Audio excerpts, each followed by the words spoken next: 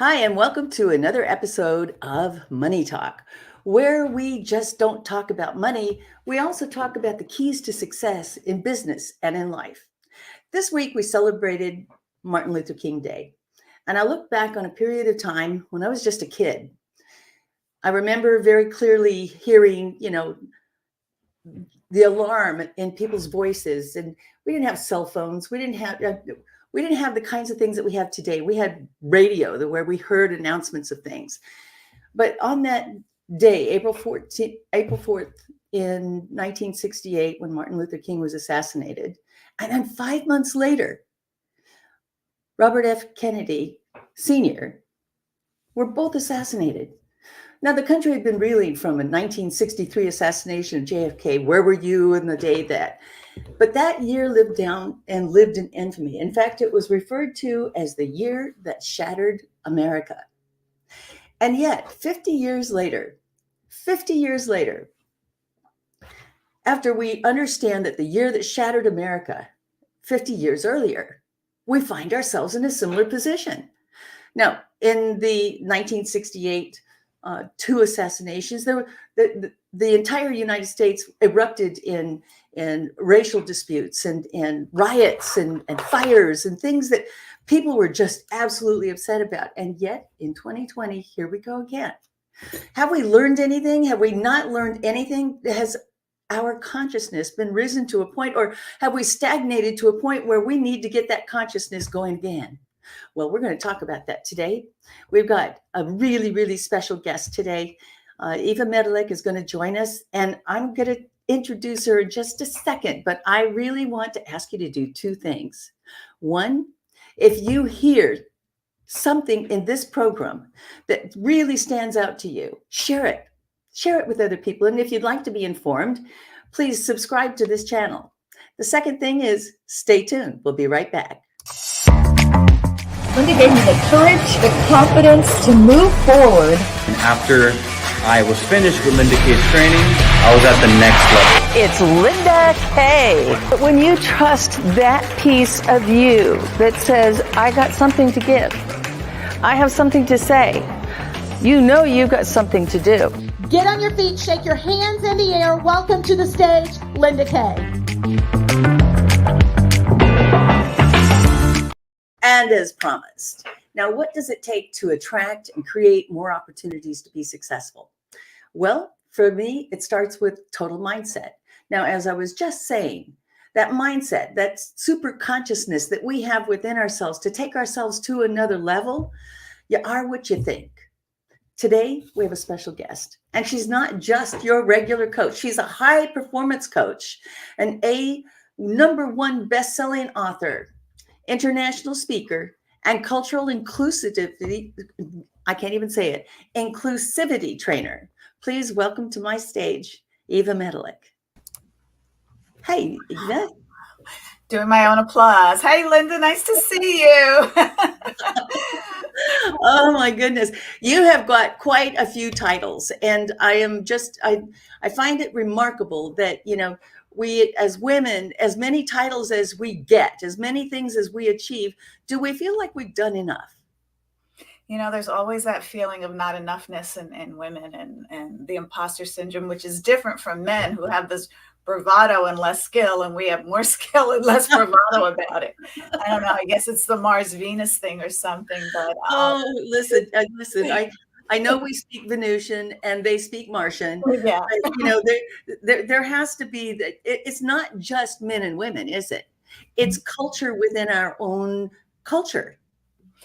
Culture does play a big role in it, because there are some cultures who see communicating your value and vocalizing your value as braggadocious or hubris, or whatever you want to call it. And so people tend to kind of back down and not want to say anything and become introverted in talking about themselves. And that's something I think we can be more conscious of as leaders when we have people on our teams or people that we lead that have that cultural quietness, if you will, how to give them that same opportunity for high performance and for a greater opportunity path, how to bring them out while respecting their differences. Now, you bring up a really good point, and I'm going to come back to that point in just a second. I started the top of the show talking about what have we learned in consciousness between 50 years ago when we have the assassination of JFK and MLK within 5 months of each other, same year, 1968, and then 50 years later we have a public execution, a murder of a man in the street for a false accusation of passing a phony $20 bill. Now, I would like to think that we have raised our consciousness in a way that we didn't see back in 68, the 60s. The 70s became a little bit calmer, 80s and 90s.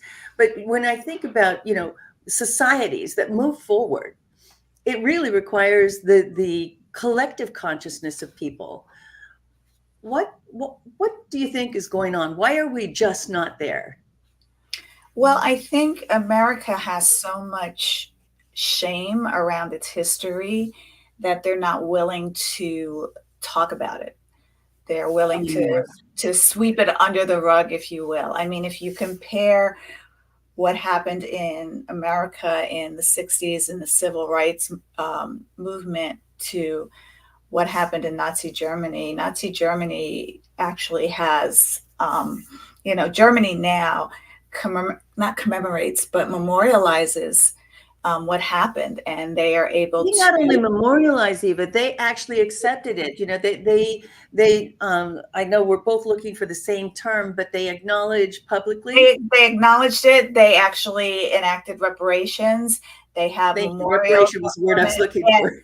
And you know what? They are so determined to teach the youth what happened so that it doesn't happen again. It's left out of our education system, and you can see history repeating itself, like you mentioned. Was George Floyd considered a Martin Luther King Jr.? No. Did he pass a fake $20 bill? So what if he did? The punishment certainly did not fit the crime, and to hide it, to sweep it under the rug, to not be willing to talk about it and learn from it so that incidents like this don't happen again and keep happening, I think is where we fall short in America, and educating people so that we can learn from history so that history doesn't repeat itself. And but we don't want to. Shame. There's too much shame. And let's go into that for just a second, because is it shame or is it bravado? Is it shame or is it, I don't want to tell the truth about that. That couldn't possibly be what we did. We didn't lock all those Japanese up in encampments. We couldn't have, and yet we did. And there isn't reparation for this. Certainly not to the extent that it can be and it should be today. But we also have other things that are going on, and I think that the undertone, and I'm going to call it undertone, is this lack of civility and respect. I don't think it's just shame. I think that yes, there are many of us in this society that feel the shame of our society as a whole, that have done things against others in this country, from stealing the country outright to locking people up unjustly. But it's happening all across corporate America. It's happening everywhere. What is this lack of civility? Where's it coming from? Well, it's a lack of respect for other humans that are different from them. And it's actually called racism, Linda. It's actually called racism in a lot of places. And, I think racism is a blanketed term, but it can be bias. It really is bias. I'm better than someone who is a different race a different gender, comes from a different socioeconomic background than I do, doesn't speak the same language as I do, as their first primary language, is not as educated as I am. And it has to do with privilege. And there's an underlying fear of those who have been in privilege and power for so long that that might be slipping out of their hands. So there's that fear as well. So is that fear real? For them, it is, yeah. Because it's going to be just an opinion. It's somebody's perception, correct? Yeah. Somebody's perception. Within my own family, I can see that perception is completely different from one person to the next. Mhm. And I look at all the immigrants coming across the borders today. 5,000 here, 10,000 here, 30,000 over here, being bussed off, being shipped off, being put on planes and sent off. And I can see the anxiety increasing. And you're seeing I see it in posts. I see it in the alarm that's now crossing aisles from GOP to Democrats. You're seeing it everywhere. And we're in an election year. So do you think that's going to become a bigger issue? We've got issues, and I don't typically go very political on this program, but you just touched on something that just feels like a powder keg. Yeah, well, power, I think, is at the core. If a population takes over in numbers, if you will, what is that going to do to the power structure and the power dynamic? There was a book written many years ago that's out of print called Birth Dearth. And I got interested in this book when I heard about it when Roe v. Wade was overturned. And this was written, I think, in the early 1980s, and I could be wrong, but it's called Birth Dearth. And what was prominent in the political circles, what their fear was, the abortion, outlawing abortion and being against abortion wasn't with minority communities in mind. It was because they didn't want white women getting abortions and lowering the population of the white race. It's such an interesting concept. And I found a way to get like kind of a PDF kind of printout of that book. And it was really just looking, kind of peeking behind the curtain of what all of these middle-aged white men were thinking. The abortion rulings and its place in politics has to do with being worried about the white population diminishing and some of these other cultures taking over in numbers. Well, there goes our ratings. We're blowing up. We're blowing up. Yeah, just hit that whole black and white thing and privileged white men and middle-aged men. But that whole abortion issue, and I want to back that up just a little bit. That's been going on for centuries. Mm-hmm. And it wasn't just privileged white women. It was women everywhere that felt that they didn't want to be, tied to the apron strings of producing more children, or the responsibility of that, or the responsibility that women feel of being able to take care of their children if you don't have the resources to be able to feed them. So this has been going on for centuries. This is not the first time around it's come around. But it's interesting to see how the men in power are thinking about this abortion ruling, and it's really to protect the white race. And most of us see it as, forcing poor women, regardless of their race or color, if you will, to have children that they're not able to take care of. But it really was the underlying foundation was a population thing. Yeah, I get that. I totally get that. But I think it's gotten something a little bit deeper than that now. And I think you just hit on it just a second ago. It's the control. It's control. It's somebody else's control of something else that doesn't belong to them. Yeah, and I think that's the fear. When you talked about fear, the fear is loss of control. I mean, we all have that fear in our lives, somewhere in our lives, loss of control of our bodies, loss of control of our will.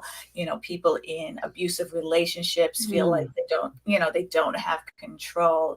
And when you look at it in the people in power, their greatest fear is losing control. And when the population, when they see with immigrants or whatever, white people are in a lot of counties and states starting to become in the minority and not the majority because, of the populations of people of color and people of different ethnic backgrounds and cultural backgrounds are coming to America and building lives. And they see it as a threat to their power and their control. Well, you're seeing that in posts like, measles have now hit 11 people in one state. And, it would be true that there is concern, given the fact that there isn't any control over where somebody has come from to where they want to be in America. And I think there are some legitimate concerns, that unskilled labor and et cetera, et cetera. But when I think of this and I hear this argument, I think about the tens of thousands of jobs that are unfilled that nobody wants to do in this country. So there are places for this. There's that. Yes, there is that. You wrote a book. You wrote a book about the intimacy of race. Talk to me about how you see. There it is. That's beautiful. I love this. The intimacy of race. Talk to me about some of the things. What do you want the readers to understand in this book? Well, the book was written for people of privilege, whether it's skin color privilege, socioeconomic privilege, education privilege, people of privilege. And privilege is a big word. And it's funny because I took a privilege test yesterday myself, and I was like 50% privileged, just based on the questions of those tests. So privilege comes in all shapes and forms. But I wrote this book in response to George Floyd's murder, when I was seeing a lot of well-intentioned, white-bodied individuals really wanting to show their allyship for Black lives. And what was happening is they were getting criticized and canceled and shamed for saying things like all lives matter and I don't see color, and people were shaming them into silence. Like, what do you mean you don't see color? We're proud of our color. Why don't you see us? And, yes, all lives matter. But in this instance, and what we're talking about is Black lives matter. It's like cancer, do you fundraise for breast cancer or do you fundraise for lung cancer or, other, they're both important, things to pay attention to. And when I saw that, I really had to meditate a long time on how I could help, how I could make an impact, because I knew once I saw George Floyd's, the video of his murder, which I avoided for weeks, and I really didn't understand why it was in the news every day until I saw the video. And I just really meditated on what I could do to help. And so what I did was I put together a forum. It was a listen and learn event. It was a 3-hour event, and I had a total of 6 amazing, strong women of color conduct this forum for people of privilege to really just guide and give resources and have a safe space to know how you can be a better ally if that's in your heart. And so that was amazing. It was a listen and learn event because on the other side of that, people of color were tired of hearing other people telling us what we should and shouldn't do. They were shooting on us like this. Okay, now you're going to listen. And I feel personally that women need to lead this charge in general. And so I got together some of the most amazing, powerful women of color to conduct that. And so the book actually is a result of everything that I did in the first few months of George Floyd's murder to help white-bodied individuals and people of privilege have a safe space to get it wrong and to learn and to listen on what allyship is and what we need, because it was an all hands on deck. We can't afford to push people away because they may have misspoke or misstepped. And I think that's widespread in society, where we can't. I think it gives a sense of inclusiveness, but that word has been overused. In fact, before you came on the show, Eva, Even the idea that corporations that set aside money to run these programs for inclusiveness and there was this run into, let's get this right, let's figure this out. Eva, tell us why that corporation has literally narrowed down from, they cut the budget by 15% last year. This year it's another 30%. Is it because we learned everything that we need to learn about this and now we just move on? Well, I think they did a lot of initiatives, and where they're lacking is the implementation. And so I think what we're experiencing is DE&I, which is diversity, equity, and inclusion, fatigue around all this. You know, people are talking about it, and we have our diverse hires. But what I see in a lot of companies is there's a gap between having diverse communities and creating safe, inclusive spaces. I think. What's the difference? Tell me more. Okay, so think back to when Brown versus Board of Education and the segregations of schools was disallowed and illegal. We're talking about the 60s. We're right back in the 60s. Talking about the 60s, and the little girl, Ruby Bridges, a 6-year-old little girl, immortalized in a Norman Rockwell painting, had to go. She was the first Black person to integrate this school in, I think it was one of the schools in Louisiana. And they marched her in with armed guards. Now that school was being diversified, but only one teacher was willing to teach Ruby. All of the other white parents took their children out of school. So you've got diversity. Did that child feel included, Linda? No. So you may have diversity. Terrified. I mean, there's the Little Rock in Arkansas. Those teens. We have diversity, but how safe and included, and how much do we feel we belong in these, corporations, companies that are ticking off their diversity checklists and box, right? Oh my goodness. Well, there's a lot yet to cure. There's a lot to move forward. And I think that, a lot of companies are also trying to figure out, how do we keep our best and brightest moving forward? And that's a topic that you really, really have perfected, not just at the corporate level, but at the individual level. It led you to become very, very specific about ascension leadership. Talk to me about what that is. Well, high performance, is basically living and leading on your A game, whether it's your health, your well-being, or your relationships. It's helping you show up on your A game in every area of your life. And now, when you are a person who maybe is going to work feeling left out, feeling like you don't belong, not feeling included because, you're a member of a minoritized group or community, or stuff is happening in the news that directly affects you, you are not able to actually be productive and show up on your best.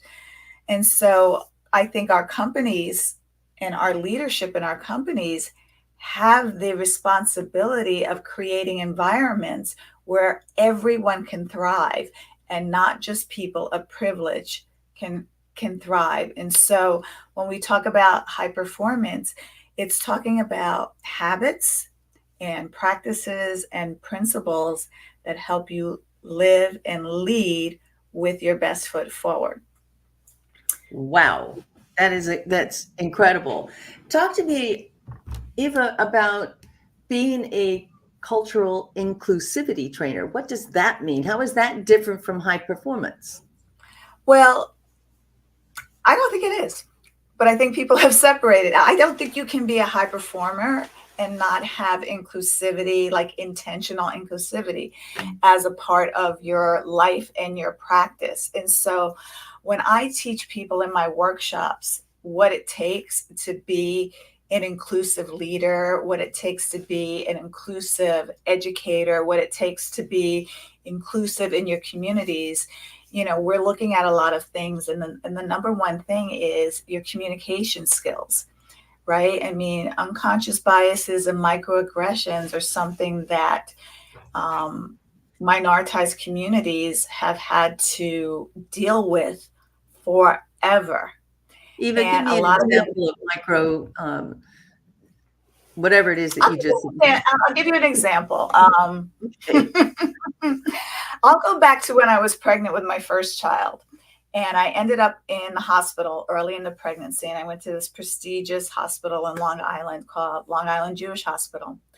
And as I was laying there, I remember hearing the doctors talk about my condition behind the thin curtains that do a really poor job of keeping your conversations private. But one of the things I heard them describe me as, the patient, as a 26-year-old intelligent Black female. A 26-year-old intelligent female, excuse me, a 26-year-old intelligent female. Now, that was over 37 years ago, Linda, and I still remember thinking to this day, well, what other way would they describe me? Would it be a 26-year-old ignorant Black female? Would they say that about a white woman? And that's a microaggression, because when people say, because they may not, is it micro because they may not be aware that they're doing this, or they may not be aware of their bias? It's like a mosquito bite. It's not coming out and saying something hateful, which could be like a punch in the face, but it's a tiny little mosquito bite. You're so articulate. That's a micro. Micro means mini. It's almost like passive aggressive, tiny little stings that maybe they don't realize they're saying. Like, I've had people say, wow, you're so fascinating. Why am I so fascinating when there's 40 other white women here that are doing the same thing I'm doing, or in the same position that I'm in. Another one would be, I had this happen to me in real life too, where my husband's German, and we had friends visiting from Germany, and we were sitting at dinner table, and our dear friend said to my husband, Eva's great. She's not Black. She's one of us. No. In his heart, he was giving me a compliment, right? Oh my goodness. In his heart, no, it's not a compliment. Do you think so? But what I'm saying is, when it's a microaggression, it's an unconscious bias that people don't realize. It's unconscious. I can come out and talk directly and be conscious of saying, you know what, your hair looks ridiculous up like that. That's me being conscious of what I'm saying, right? No, it's me. I was like, I got to make up something. There's very little fault I can find with this woman. But I've had people say to me, oh, you can get a tan? I have skin. Right. And these are little mosquito bites that build up. And what we've done as people of color in general, we just so accustomed to it. But most people who are delivering these microaggressions to us have no clue that they're doing it. And it's really a deep-seated bias that most people aren't aware of. And that's why it's unconscious. It's funny you say that, because as human beings, we collectively have roughly 60,000 thoughts a day. 75% of them are negative, and 95% of them are repetitive. So I don't know if 95%, that 20%, if we get that positive feeding, it's an intention, isn't it? It's an intentional shift in your mind. I'm going to think this way, because if we are subconsciously or unconsciously, I hate that word because it's the part of it makes us think that there's some part of us that's inferior. I like to think of it as our superconscious. Well, we're just not operating out of consciousness, because maybe you don't know, when you make a statement like that to or about a person of color, there's an underlying assumption that comes with it. And so Well, it it isn't just is. color, Eva. It's No, I'm talking Mexican. about that particular statement, that I Correct. shared with you, that I'm Correct. intelligent or I'm articulate. Most people don't realize the bias in that statement when they say that statement to or about a person of color. So you've got Now, to raise their consciousness of so what that. is it bringing them an awareness? Because I've had that said to me as well, and I've had the same sub thought, which is, wow, you're an intelligent woman. And what were you Because expecting? he said as a Something woman. stupid? Mhm, Right? mhm, So I'm feeling that antagonism as a woman. mhm. How do we educate without pummeling them or flogging them? Well, exactly. You don't want to shame, blame, or guilt anyone. And so, you know what, at my 26-year-old self, what I would say today is, listen, I know you mean that statement as a compliment, but when you make a statement like that to or about a person of color, there's an underlying assumption that comes with that. May I share that with you? And you get permission to share from a learning perspective, not with an intent to shame or blame or guilt someone, because you could be like, oh my God, I had no idea. I say this to everyone. Yes, you do. But when you say it to a certain group of people, it has a different assumption to it that you might want to be aware of so that you can be intentional of complimenting a person a different way. I mean, when I Tell get me, told I'm so well spoken, it tell me doesn't what land you as a would say compliment to for that me. Jewish. Tell me what you would say to that Jewish doctor that 26-year-old says to that doctor. Tell me again.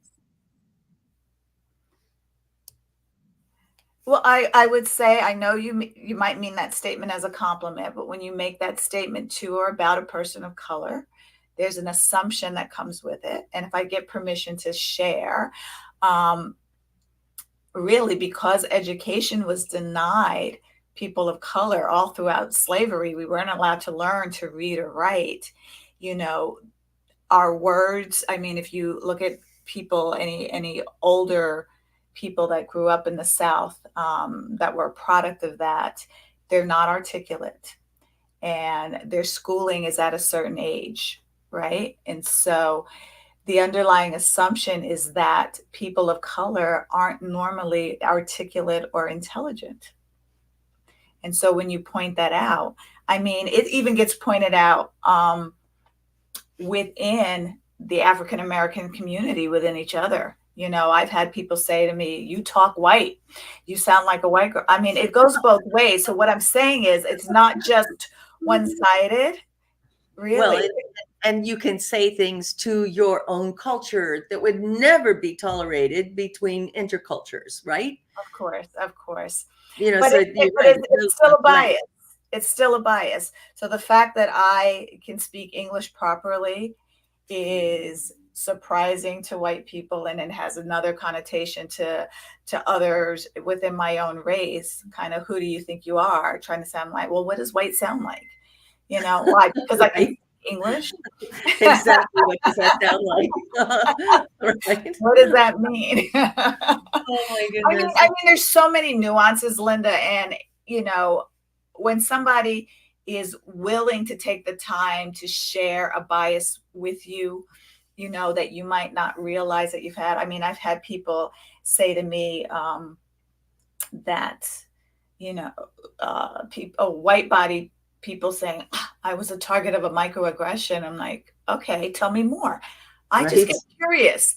What is your definition of a microaggression? Someone said to me, you know, that they were at a retreat in North Carolina, and, you know, there was one or two women there who didn't fully understand what she did for a living and was giving her Bible quotes and things like that. And she said, I was a target of a microaggression. And I said, well, let me read you the definition of microaggressions if I may. And, you know, the definition had to do with race or culture, not necessarily profession, but I'm sure that that could be in there too if you're like a housekeeper or something like that, or a maid. But just somebody not fully understanding what you do for a living and maybe making a stupid statement to you, it's not really a microaggression. And I've had Yeah, no, stupid is as stupid does, right? So yes, Boris, yes. Or somebody saying that they were marginalized. I mean, you were a witness to, maybe something like that in a group that we were both a part of at one point, where there was a white woman saying she felt marginalized. And I understand what Eva's going through. And I was like, wait, what? How are no. you marginalized? And so, people say things, I believe, with the best of intentions. And I think we can approach it in a way if people are open to listening and learning to share, you know what? I understand you're feeling a type of way, but when you make those statements, it means this to a certain group of people. Can we talk about this a little bit? And and share. And they could say, like, a lot of times I've said some dumb things in German trying to flex my German muscle. And I told my mother-in-law that it was hot, that I was hot being in the kitchen, but the translation of what I said was, I'm horny, right? Oh my God. And so Yeah, that would as have soon a as different somebody meaning. told me that I said it wrong, and I'm like, oh my God, I'm so sorry, I didn't mean that. We've got to be willing to listen and learn. Of And most course. of us have such a wall of pride in front of us. Don't tell me what to do. I didn't mean that. I'm not that person.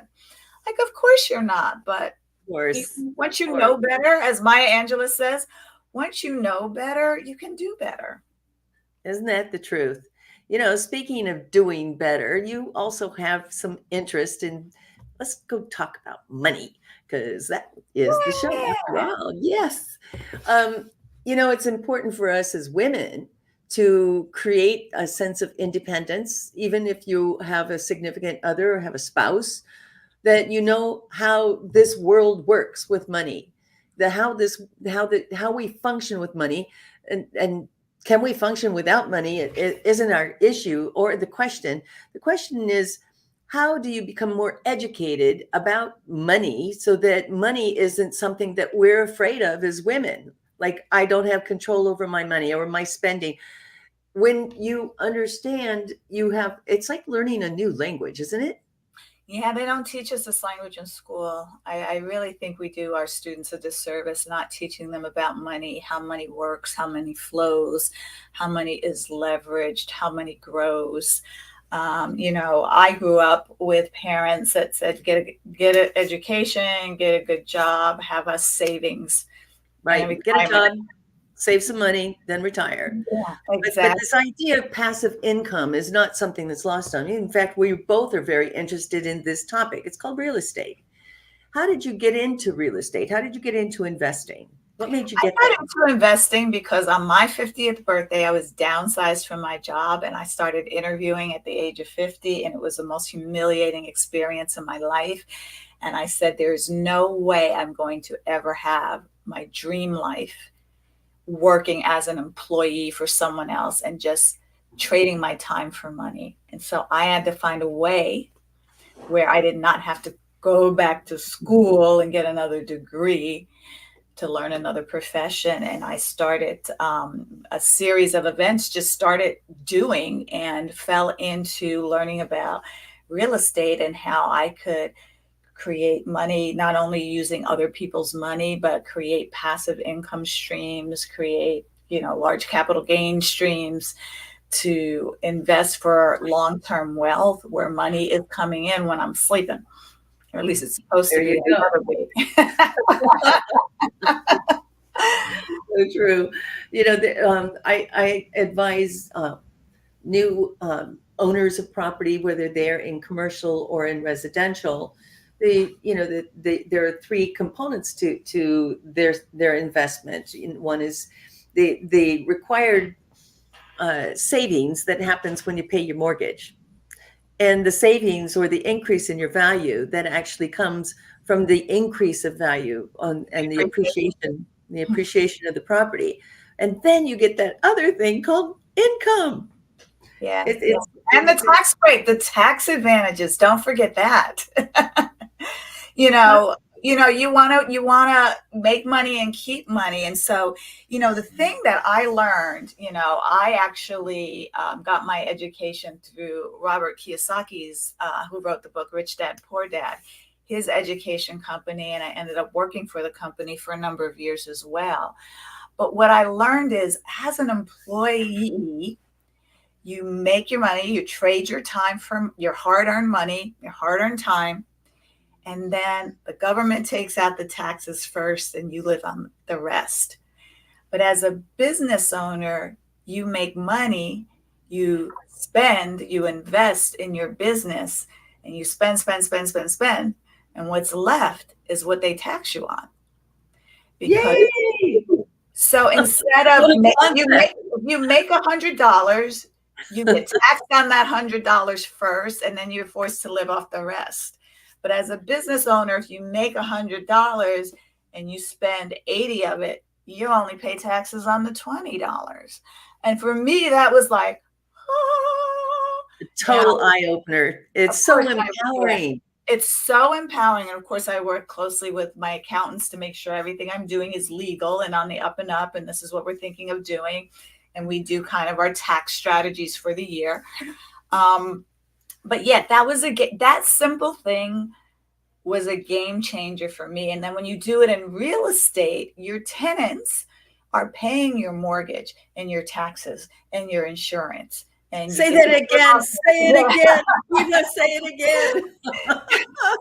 And, and the reason why I'm able to do what I do and what I love in this work in diversity and inclusion and as a high performance executive coach is because I set myself up in real estate to where money is coming in. Because as an entrepreneur, we're always hustling for the next, client, gig, whatever. Isn't that true? But as we built our real estate portfolio, we are actually living our dream life. We spend summers in Europe because we bought a property in Europe that we use as corporate rentals when we're not there. And we just say, put aside 6 weeks for us in July and August, and we'll be there. But the rest of the time, other people are paying for it. That's the beauty of your investment in real estate. Mm-hmm. How did you start with this? Did you start with just one, or did you start with an investment community? How did you get started? Well, I enrolled in financial education course, and I learned. That's important. If you don't know, and listeners, if you don't know what you're doing, then get help. And what Eva just said is so important. Don't just jump in and buy something and hope for the best. Yeah, I did that before I got educated. So been there, done that. They say you can't lose in real estate, but yes, you could. If you purchased in 2008, 2009, and then lost your shirt, you know what that feels like. But as you got educated, there's this distance between education and action. Oh, girl, yes. I saw a lot of people that, let me tell you something. I invested 14 years ago now, 13 and a half years ago, when I had just got downsized in my job. I maxed out every credit card I have to invest in this education because I knew that this was my path to financial freedom. And so I took the risk and invested in myself. And because I invested borrowed money from my credit cards to invest in this, I knew I had to take action to make it successful. Otherwise, I'd be in even more debt that would turn into bad debt. So when you invest in your education, nobody can foreclose on that, repossess it, or take it away. You have the knowledge to do things over and over and over. And every real estate strategy I learned, I implemented right away, whether it was wholesale, whether it was lease option, whether it was, buy a distressed property, rehab it, and resell it. I borrowed money from what's called hard money lenders, people who lend on the asset, not on me. Because I'm like, who's going to give me money to do this? I'm asking for thousands and thousands of dollars. And I did this with very little support because my husband didn't see that this could work. And it was very, very challenging. To avoid the risk. It was risky to him.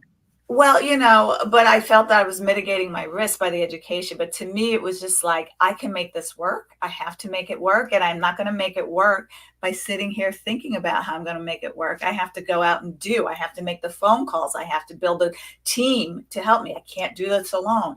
So I did all of that with very little support. And then on our very first deal, I actually had to find a money lender to do the rehab because I used everything, all my other resources to purchase it. To get into it, right? And then you still have to service the debt when you're in it while you're rehabbing. Yeah. Well, fortunately, with a lot of professional money lenders, they roll that debt into the loan. So you are paying the interest with it. But within 4 months of purchasing that property, we sold it. And we borrowed all of the money to do it, borrowed all of the money. And after we paid everybody back, because you pay your debts first. Yep. We were ahead by $53,000. And yes, that was the point that my husband was like, oh, when are we doing the next one? I knew you had it the whole time. Yes. And I think it was, but I had to prove that I could, I had to have proof of concept that I could do this. And, fast forward to us now, we have holdings in Texas and Arizona and Berlin, Germany, and where else? Tennessee. Like, I don't remember where we have all of our properties, but we have a lot. And that money just shows up in our bank account, and we live while we sleep at night. And my husband is now full-time in real estate. We both retired from our jobs. Me as a dental dentist. He retired, he was always a business owner as a photographer. And it's real estate that funds the life we want to live and that supports us in what we want to do in the world. Oh my gosh. I can't believe that our time is already up. Oh, wow. This is crazy because I could keep talking to you for another hour. But how do people get a hold of you? You've got courses, you've got all kinds of things. You coach, you talk, you preach it, girl. You're living the dream and teaching people how to have that also. How do they get a hold of you? Well, if you really want to have a conversation with me, it's easy. Go to talkwitheva.com, talkwitheva.com. And happy to have a conversation, or just, go to my website, which is my first and last name, evamedilek.com. And you can just kind of read about me, maybe get some free resources off of my website if you want. That is so awesome. What a pleasure. What a dream. You're just a dream guest. Thank you so much for being with us today. Thank you for having me, Linda. And that's a wrap, folks. That is another exciting episode. And I hope you learned a lot. I hope you'll share this and subscribe. See you soon. Welcome to the stage. Whoa, okay. Okay, we're going out now. Do you like to talk about money? If you do and you'd like to be a guest, contact me at lindak360.com.